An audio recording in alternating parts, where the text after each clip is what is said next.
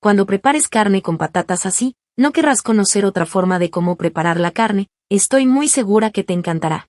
Para esta receta necesitaremos 1 kilogramo de carne, cortaremos esta carne en trozos medianos, para luego poder cortarla en trozos más pequeños, así de esta manera como lo estoy haciendo. En este momento me encantaría saber de qué país o ciudad nos ves, para mandarte un saludo muy especial en la próxima receta. Y una vez ya lista, pasaremos a la estufa. Agregaremos un chorrito de aceite en una sartén, una cucharada de mantequilla, y removeremos muy bien hasta derretir la mantequilla por completo. Y una vez que la mantequilla ya esté bien derretida, agregaremos la carne que teníamos reservada, la condimentaremos agregando una cucharadita de sal, pimienta negra al gusto, y removeremos de vez en cuando, hasta que la carne se dore muy bien. Mientras tanto, cortaremos 600 gramos de patatas de esta manera, estas las cortaremos en 4 pedazos. Si es la primera vez que ves una de mis recetas, te invito a que me des tu punto de vista de qué te pareció la receta de hoy, calificando de 1 al 10. Y una vez lista reservaremos.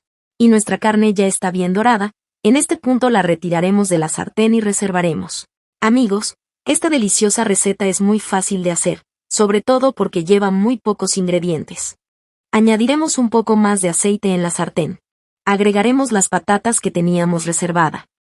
La condimentamos agregando una cucharada de paprika, sal al gusto, pimienta negra al gusto, y removeremos constantemente hasta incorporarlas por completo. Cuéntame si ya preparaste esta receta en casa, o es la primera vez que lo ves. Y una vez ya en este punto, agregaremos un chorrito de agua.